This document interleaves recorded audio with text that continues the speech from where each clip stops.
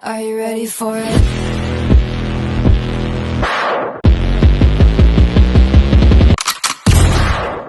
A few moments later.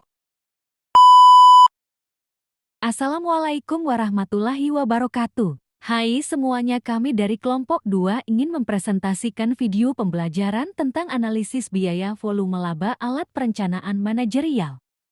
Baiklah, saya akan menjelaskan yaitu dasar-dasar analisis biaya, volume, dan laba. Analisis biaya volume, laba atau analisis CVP merupakan suatu alat yang berguna untuk perencanaan dan pengambilan keputusan.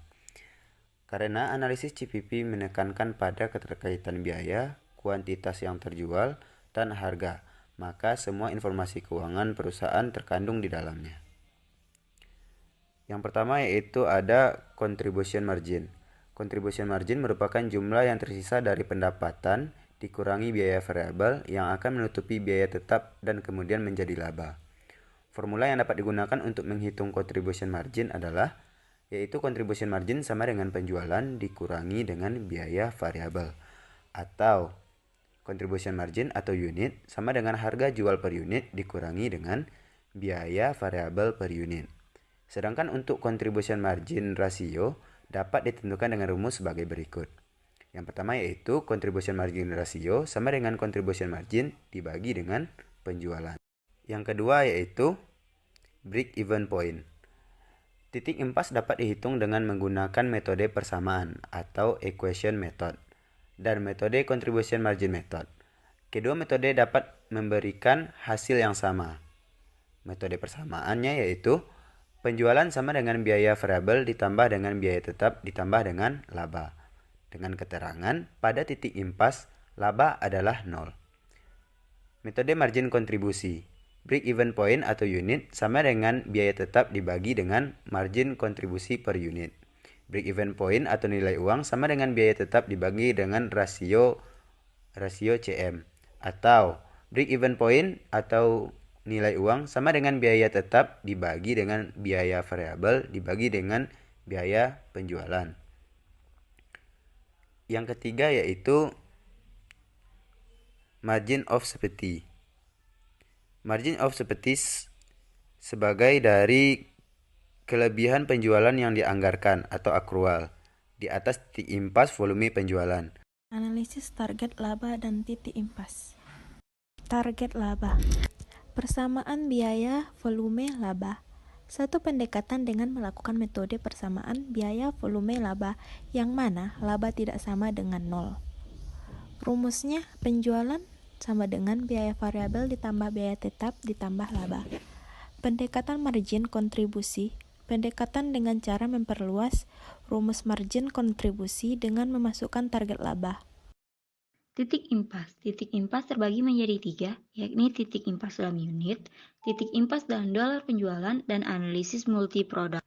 Yang pertama, titik impas dalam unit. Ketertarikan untuk mengetahui pendapatan, beban, dan laba berperilaku ketika volume berubah adalah sesuatu yang lazim untuk memulai dengan menentukan titik impas perusahaan dalam jumlah unit yang terjual.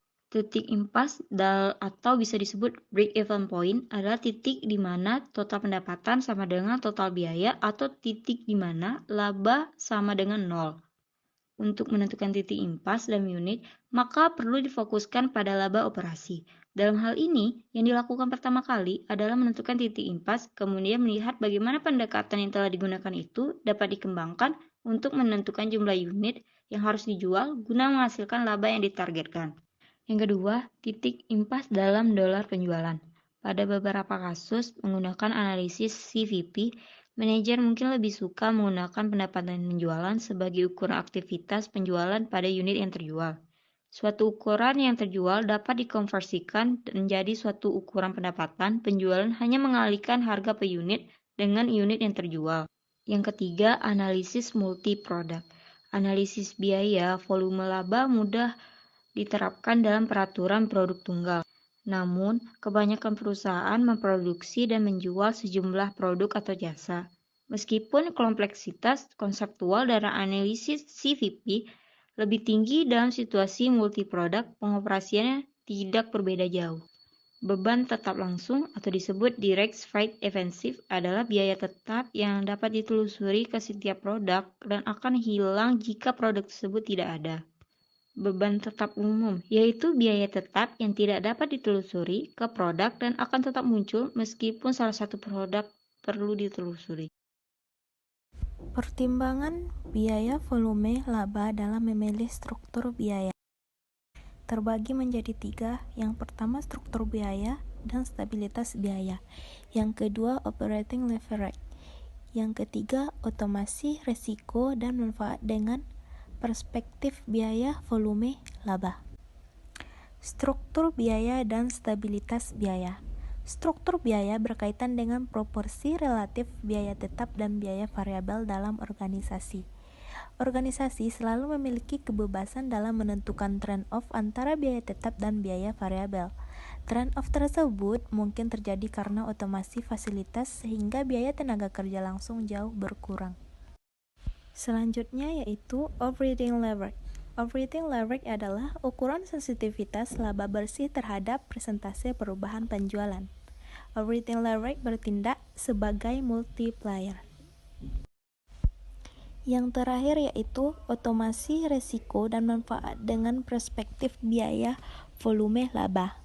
Perancangan sistem manufaktur yang fleksibel dan penggunaan otomasi mengakibatkan pergeseran besar biaya tetap dan pengurangan biaya variabel. Pergeseran struktur biaya memiliki pengaruh terhadap rasio margin kontribusi, titik impas, dan tingkat operating leverage. Dampak ini dapat bersifat menguntungkan, dapat juga merugikan. Banyak keuntungan yang dapat diperoleh dari adanya otomasi.